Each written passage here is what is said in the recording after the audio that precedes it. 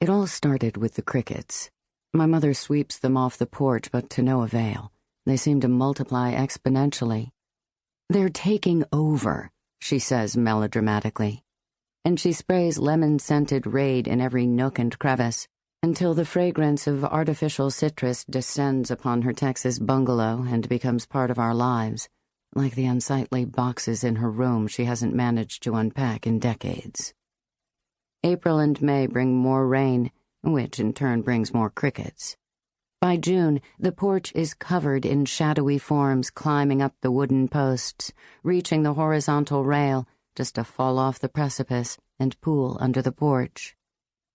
Come July, my mother is convinced that a rogue crowd of crickets will work their way up the brick walls and discover small pockmarks and cracks along the exterior.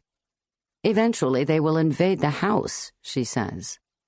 I explain that last year there were the frogs, and the year before there were the crane flies, and before that, I can't remember, but I make something up, there were the potato bugs. Next year it'll be something else. Just relax, I say.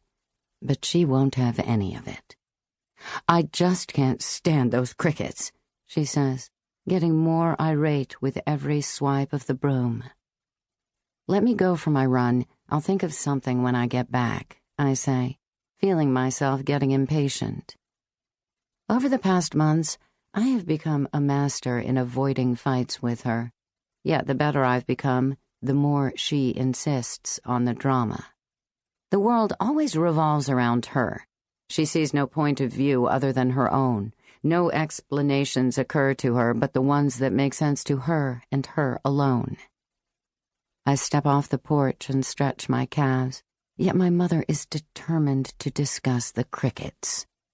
I hate the sound they make, she says, and follows me into the street. What sound? I ask. If I wait any longer, it'll be too hot for a run.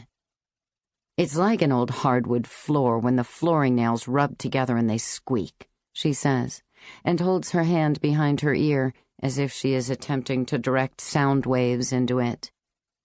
You don't understand, Dahlia.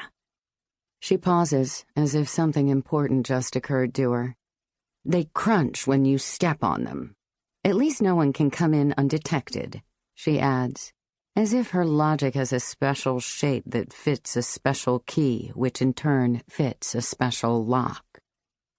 I'll call an exterminator, I say, and jog off before she can say anything else. I regret having come back to Aurora. Months ago I stood in front of her door, and I realized the house hadn't changed at all. The same crooked solar lights from 15 years ago were stuck in the cracked soil like elfin streetlights.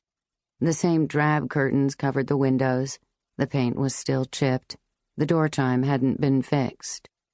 I knocked, and my mother opened the door, and as we embraced, I felt a hesitation, but I was used to that. She still looked impeccable, wore a dress, had done her makeup, didn't have a gray hair to be seen. Yet she seemed grim and dark, and rarely was she without a cigarette between her manicured nails. And now she obsessed about crickets.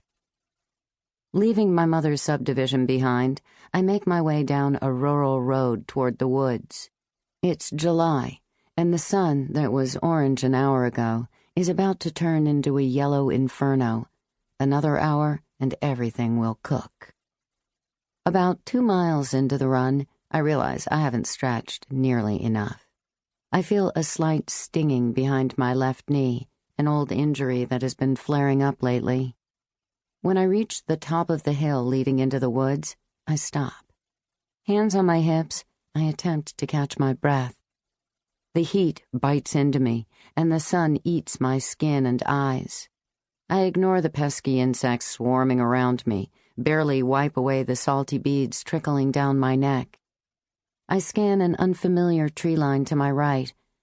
Haven't I paid close enough attention? Or have the columns of rain that have swept North Texas for the past few months somehow changed the vegetation? And I long for shade to stretch my leg.